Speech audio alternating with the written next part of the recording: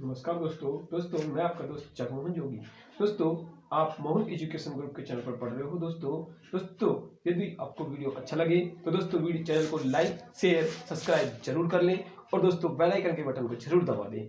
दोस्तों आज जो हम पढ़ने जाएंगे दोस्तों हम पढ़ेंगे आज सिंधु घाटी सभ्यता। मित्रों सिंधु घाटी सभ्यता के बारे में हम विस्तार से पढ़ेंगे और इसके बारे में कुछ फैक्ट्स देख लेते हैं जिसके बारे में है दोस्तों सिंधु घाटी सभ्यता। दोस्तों हम बात करें पहले फैक्ट से तो सिंधु घाटी सभ्यता। मित्रों सिंधु घाटी सभ्यता अब इस सिंधु घाटी सभ्यता को सर्वप्रथम कौन देखता है? सिंधु घाटी सभ्यता को सबसे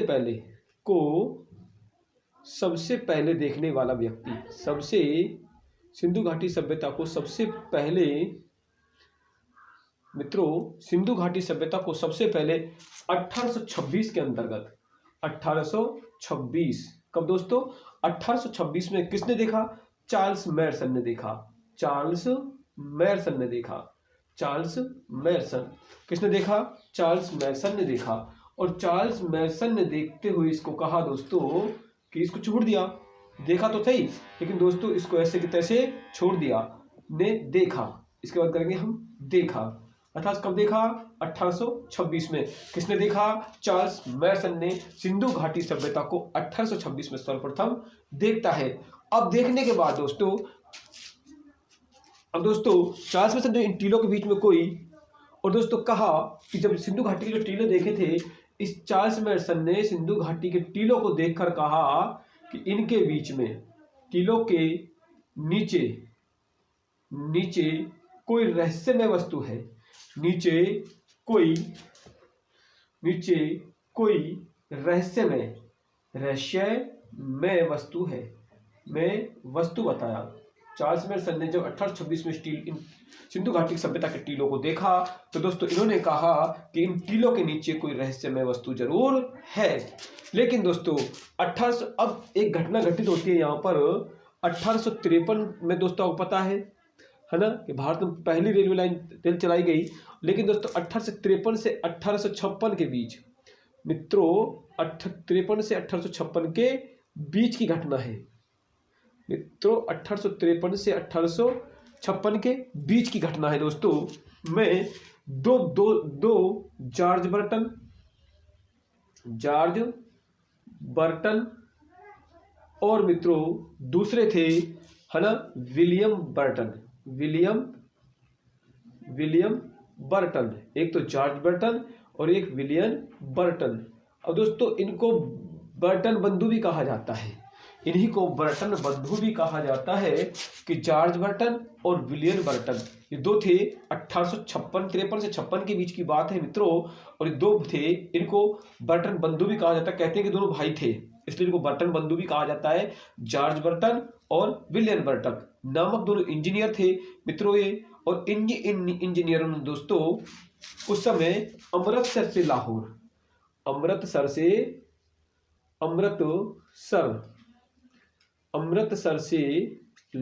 के बीच रेलवे लाइन बिछाई जा रही थी। लाहौर के बीच क्या बिछ रही थी दोस्तों? के बीच रेलवे लाइन। अब मित्रों लाहौर से या अमृतसर से लाहौर के बीच क्या बिछाई जा रही थी? रेलवे लाइन बिछाई जा रही थी दोस्तों। तो दोस्तों ये जो रेलवे लाइन अमृतसर से लाहौर के बीच में बिछाई जा रही थी, अच्छा दोस्तों ये कहें कि ये रेलवे लाइन जो अमृतसर से लाहौर के बीच में बिछाई जा रही थी तो मित्रों इसकी पटरी पर लगाने के लिए क्या जरूरत थी दोस्तों? ईंटों की जरूरत थी। यहाँ पटरी पर लगाने के लिए बीच में लगाने के लिए ईंटों की आवश्यकता थी मित्रों। और जो ईंटों की आवश्यकता थी तो इन ईंटों का प्रयोग इन ईंटों का दोस्तों हड़प्पा सभ्यता की सिंधु घाटी सभ्यता के टीलों की जो ईंटें थी वो यहाँ रेलवे लाइन में उपयोग लाई गई। अर्थात यूं कहें अमृतसर से जो लाहौर के बीच रेलवे लाइन बिछाई जा रही थी उसमें दोस्तों इन ईंटों का प्रयोग किया गया। और दोस्तों इन ईंटों का जब प्रयोग किया गया तो स्पष्ट होता है कि कोई क्या निकले? मकानों की दीवारें निकली। तो दोस्तों यहाँ पता चला गया कि यहाँ कोई ना कोई सभ्यता जरूर रही होगी। तो दोस्तों क्या होता है यहीं पर 1875 में, 1875 अब आ जाते हैं मित्रों 1875 की घटना है। तो दोस्तों 1875 में एक कनिंघम, दोस्तों 1875 में क्या हुआ, कनिंघम 1875 में कनिंघम है ना, कनिंघम ने रेलवे टीलों का सर्वे किया, टीलों का सर्वे किया। और दोस्तों इन टीलों का सर्वे किया, कौन सी टीले दोस्तों, इन रेलवे टीले, जो रेलवे लाइन बिछाई गई थी वो टीलों का क्या किया दोस्तों, सर्वे किया। और जब सर्वे किया और इन टीलों के नीचे कोई शहर है, सर्वे किया और कहा कि इन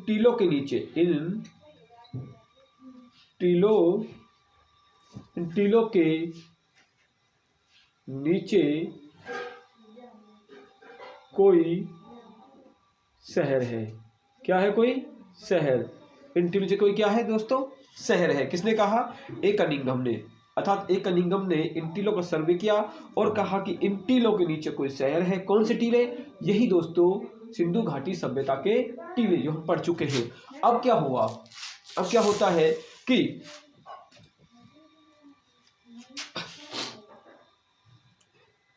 अब मित्रों 1902 में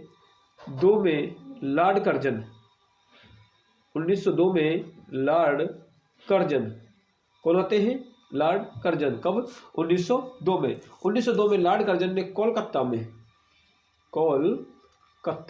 दोस्तों उस समय कलकत्ता था, कोलकाता में पुरातात्विक विभाग की स्थापना की। पुरातात्विक विभाग की क्या कर देता है, पुरातात्विक विभाग की स्थापना की, पुरातात्विक विभाग की स्थापना की। लॉर्ड कर्जन ने 1902 में पुरातात्विक विभाग की स्थापना की। कहाँ की, कलकत्ता में। लॉर्ड कर्जन ने 1902 में पुरातात्विक विभाग की स्थापना करता है और कहाँ करता है मित्रों, कलकत्ता में। अब जब कलकत्ता में पुरातात्विक विभाग की स्थापना करता है तो पुरातात्विक विभाग का डायरेक्टर जनरल, या कहेंगे डायरेक्टर जनरल,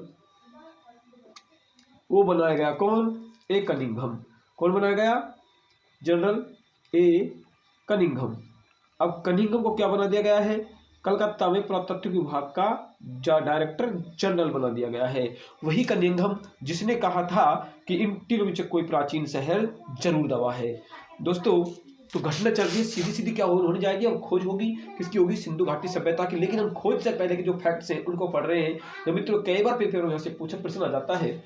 तो देखते हैं 1902 में लॉर्ड कर्जन ने कोलकाता में पुरातात्विक विभाग की स्थापना कर देता है और डायरेक्टर जनरल कौन बना देता है उसका, ए कनिंघम को डायरेक्टर जनरल बना देता है। अब क्या होता है, अब 1921 में पुरातात्विक निदेशक सर जॉन मार्शल को बनाया जाता है। लेकिन यही 1921 में पुरातात्विक विभाग 1921 में पुरातात्विक विभाग का डायरेक्टर जनरल बनाया जाता है। किसे जनरल बनाया जाता है दोस्तों, सर जॉन मार्शल को।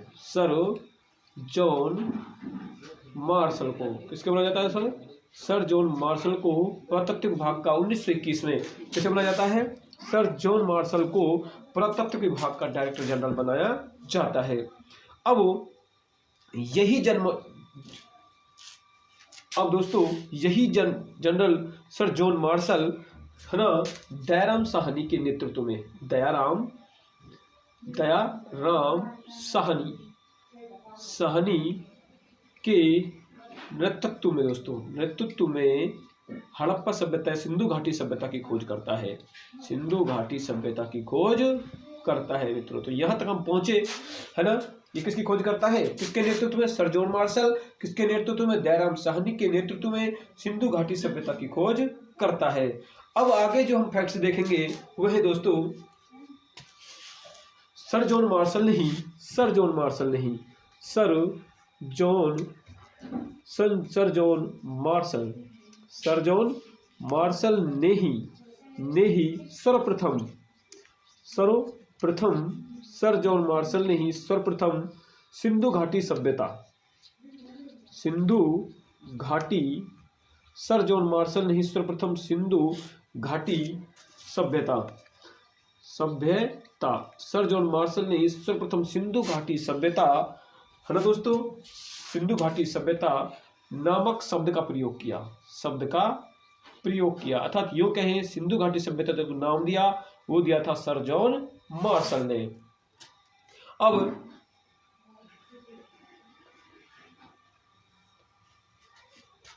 दोस्तों सन 1921 में आ जाते हैं और सन 1921 में दोस्तों इस सभ्यता की खोज हड़प्पा नामक स्थान पे की गई। सन 1921 में इस सभ्यता की खोज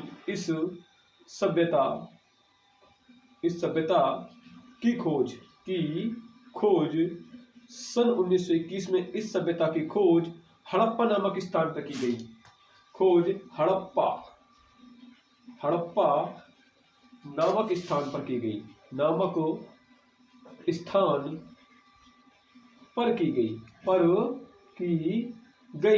इसलिए इसे हड़प्पा सभ्यता कहते हैं, इसलिए इसे हड़प्पा सभ्यता भी कहा जाता है। इसलिए इसे क्या कहा जाता है? इसलिए इसे हड़प्पा सभ्यता भी कहा जाता है। कब की गई? सन 1921 में इस सभ्यता की खोज हड़प्पा नामक स्थान पर की गई, इसलिए इसे मित्रों हड़प्पा सभ्यता के नाम से भी जाना जाता है। और बात कर ले हम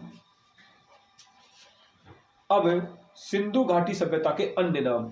अब देखो यहां तक हम आगे हैं, अब हम देखेंगे मित्रों सिंधु घाटी सभ्यता के अन्य नाम। सिंधु घाटी सभ्यता के अन्य नाम। अब सिंधु घाटी सभ्यता है, उसके अन्य नाम, इसे किस किस से नामों से पुकारा जाता है, उन नामों को हम देख लेते हैं मित्रों। तो दोस्तों सिंधु घाटी सभ्यता को प्रथम नगरीय सभ्यता भी कहा जाता है। प्रथम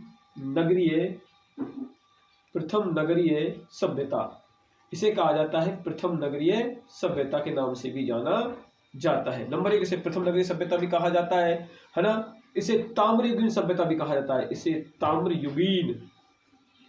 इसे ताम्रयुगीन सभ्यता भी कहा जाता है। इसे ही ताम्रयुगीन सभ्यता कहा जाता है। और इसे ही मित्रों कांस्ययुगीन सभ्यता कहा जाता है। इसे ही कांस्ययुगीन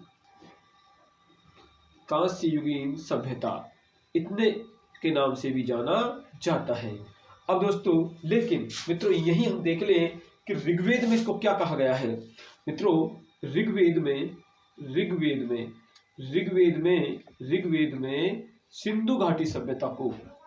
में सिंधु घाटी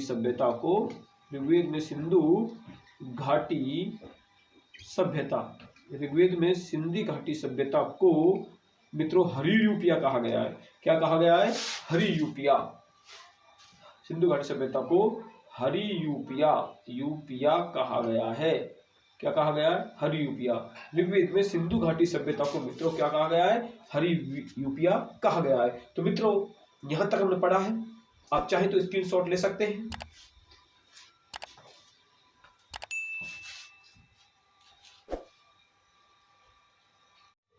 मित्रों आपने स्क्रीनशॉट ले लिया होगा। तो आगे देखते हैं मित्रों, है ना, सिंधु सभ्यता का समय निर्धारण। सिंधु घाटी सभ्यता और सिंधु घाटी सभ्यता का क्या देखेंगे अब हम? समय निर्धारण। सिंधु घाटी सभ्यता का समय निर्धारण।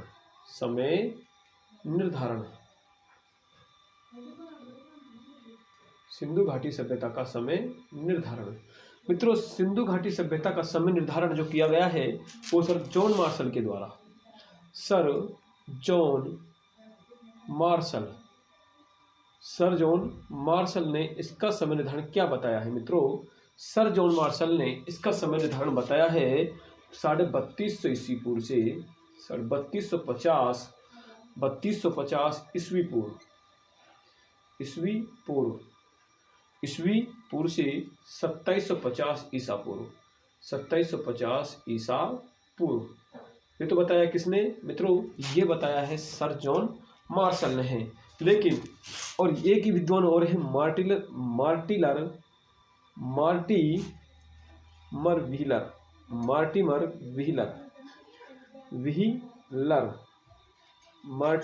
व्हीलर ये बताते हैं मित्रों, मार्टिमर व्हीलर बताते हैं, ये बताते हैं 2500 ईसा पूर्व से, ईस्वी पूर्व से 2500 ईसा पूर्व से 1500 ईसा पूर्व से 1500 ईसा पूर्व, 1500 ईसा पूर्व। और मित्रों वही रोमिला थापर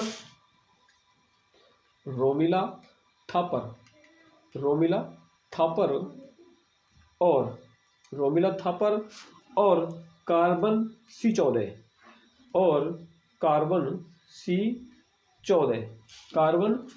C14 के अनुसार इसका जो समय बताया गया है वो बताया गया है 2500 ईस्वी पूर्व से 1700 ईस्वी पूर्व, ये बताया गया है दोस्तों।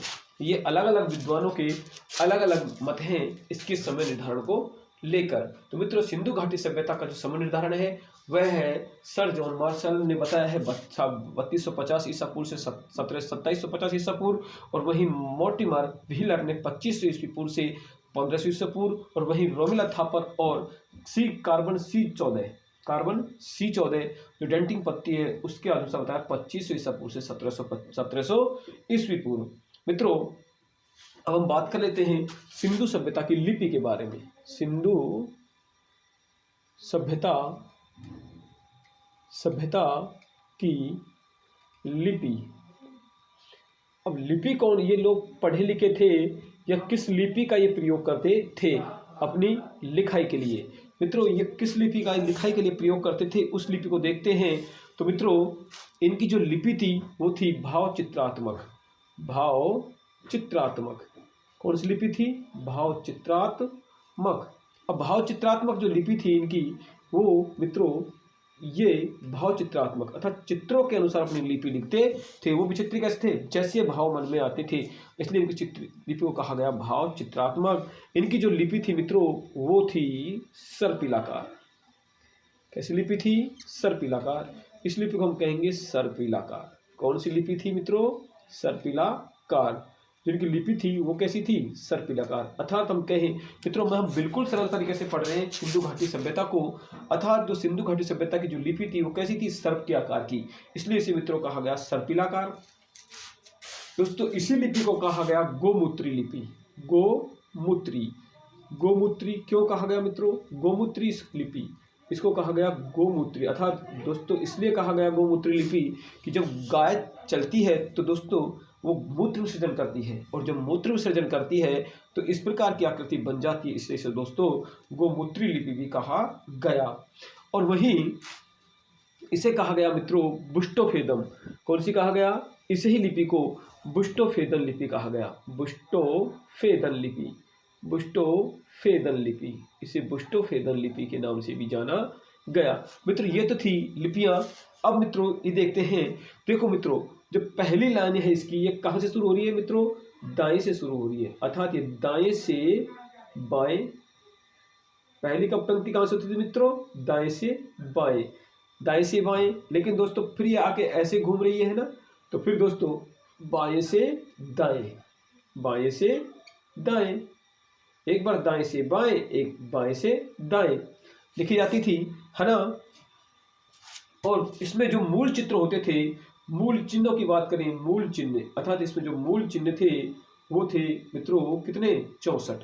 इसके अंतर्गत 64 मूल चिन्ह थे, और जो चित्राक्षर थे अर्थात जो चित्रों के अक्षर थे इसको बोलेंगे हम चित्राक्षर, और उनकी संख्या थी 250 से 400। चित्राक्षर कितने थे? 250 से 400 इसके चित्राक्षर थे। इस लिपि के चित्राक्षर कितने थे? 250 से 400। और मित्रों इसको हम बता दें आपको कि इसको सर्वप्रथम पढ़ने का जो प्रयास किया था सर्वप्रथम पढ़ने का प्रथम प्रयास किया था, है ना, वो थे भारतीय दोस्तों नटवर झा।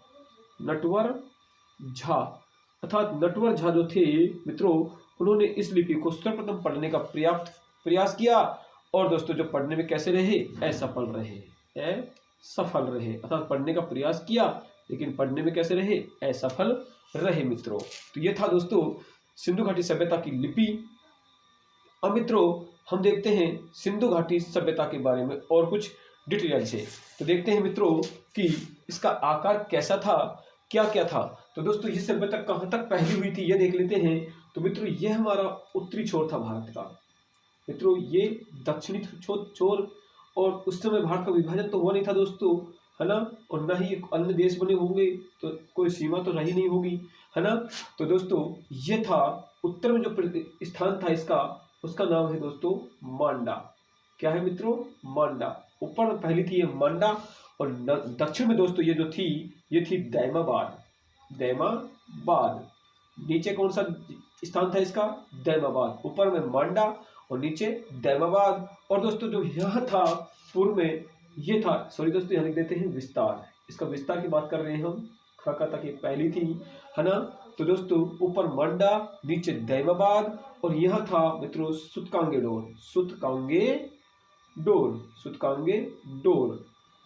डोर यहाँ। और जो पश्चिम में और दोस्तों पूर्व में जो था वो था बलूचिस्तान, अर्थात ये कहीं दोस्तों आलमगीरपुर। अब दोस्तों हम मांडा की बात कर लें। ये 4 छोर थे, ये चारों छोरों पर जो विस्तार था इसका, जहां तक विस्तार था, तो अब दोस्तों ये था मांडा है दोस्तों जम्मू कश्मीर में, जम्मू कश्मीर। और मित्रों यह जम्मू कश्मीर में जो स्थान है वह है दोस्तों अखनूर। और दोस्तों नदी है जो है चिनाब। कौन सी नदी किनारे थी दोस्तों ये सभ्यता, चिनाब नदी के किनारे फैली थी दोस्तों। मांडा, चिनाब, अखनूरपुर, है ना। और दोस्तों यही हम दैमाबाद की बात कर लें तो दैमाबाद में थी दोस्तों, कहाँ है, महाराष्ट्र में। और यह एक नदी है दोस्तों, उस नदी का नाम है मित्रों, वो कौन सी है, प्रवरा नदी। और प्रवरा किसकी सहायक नदी है दोस्तों, गोदावरी की। किसकी है, गोदावरी की सहायक नदी है। तो मित्रों अब आते हैं हम दोस्तों पश्चिमी छोर में, है ना दोस्तों। और पश्चिम में जो था वो था दोस्तों सुटकांगे बलूचिस्तान में। बलूचिस्तान में मित्रों और वह एक नदी थी दोस्तों, वो थी दास्क नदी। कौन सी नदी थी, दास्क नदी। और यहाँ चिनाब, यहाँ गोदावरी। और इधर देखते हैं आलमगीरपुर में, तो यहाँ थी, ये कहाँ है दोस्तों, मेरठ यूपी। कहाँ है, मेरठ यूपी। और यहाँ एक नदी थी, वो नदी का नाम है मित्रों हिंडन नदी। कौन सी नदी है, हिंडन नदी। कौन सी नदी किनारे थी, यहाँ पर थी हिंडन नदी के किनारे। अब इसकी हम ऊंचाई की बात करें तो मित्रों इसकी जो लंबाई थी ऐसे दक्षिण या दक्षिण से उत्तर, ये थी मित्रों कितनी, 1400 किलोमीटर। कितने क्षेत्र में फैली थी, 1400 किलोमीटर के क्षेत्र में फैली हुई थी। और मित्रों जो ऐसे बात करें मित्रों पूर्व से पश्चिम, तो इसकी लंबाई थी 1600 किलोमीटर। सभ्यता ये फैली हुई थी मित्रों। तो देखो ये तो था विस्तार। अब हम बात कर लेते हैं, है ना, विस्तार। तो मित्रों हमने पढ़ा सिंधु घाटी सभ्यता का समय निर्धारण पढ़ लिया, और दोस्तों सिंधु घाटी सभ्यता का हमने विस्तार पढ़ लिया। अब मित्रों आप इसके स्क्रीनशॉट ले सकते हो, बाकी अभी आप स्क्रीनशॉट लेने के बाद फिर पढ़ेंगे मित्रों।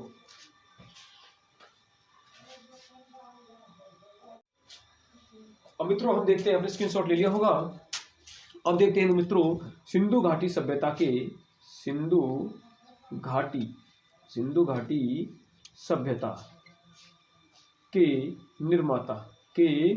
निर्माता अर्थात इसका निर्माण किसने किया था, निर्माता कि सिंधु घाटी सभ्यता के निर्माता कौन कौन थे। अच्छा किसने इसका निर्माण किया होगा, कौन थे। तो दोस्तों अनुमान के आधार पे हम कह सकते हैं, देखा थोड़ी था किसने किया था निर्माण, तो हम अनुमान के अनुसार कह सकते हैं। और अनुमान लगाने वाले हमारे विद्वान कौन कौन थे इसके बारे में देखते हैं दोस्तों। तो पहले तो विद्वान आते हैं सर जॉन मार्शल क्या कहते हैं इसके बारे में देख लेते हैं। किसका निर्माण किसने किया था? सर जॉन मार्शन व राखल दास बनर्जी। राखल दास बनर्जी मित्रों, बनर्जी, सर जॉन मार्शल और राखल दास बनर्जी। मित्रों ये क्या कहते हैं? ये कहते हैं कि जो सिंधु घाटी की सभ्यता के लोग थे वो द्रविड़ थे।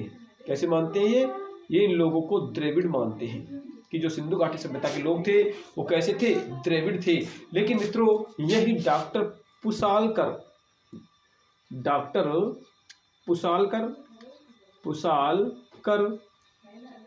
व डॉक्टर रामचंद्र मित्रों, डॉक्टर पुसालकर और डॉक्टर रामचंद्र इनको मानते हैं आर्य। नहीं, जो सिंधु घाटी सभ्यता के लोग थे वो आर्य थे। कैसे थे? देखो सर जॉन मार्शल ने क्या कहा है और राखल दास बनर्जी कहा है कि द्रविड़ थे।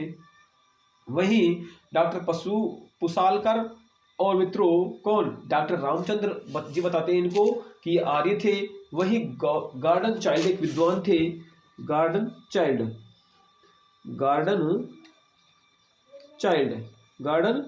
चाइल्ड, और ये कहते हैं गार्डन चाइल्ड जी कि सुमेरियंस थे। कैसे थे? सुमेरियंस, कि ये जो लोग थे ये सुमेरियंस थे, है ना। लेकिन मित्रों वही जो सर्वमान्य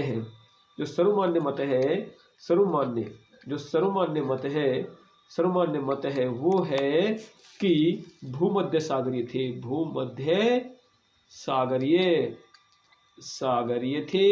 ये लोग भूमध्य सागरीय थे एवं भूमध्य सागरीय एवं द्रविड़ लोग थे।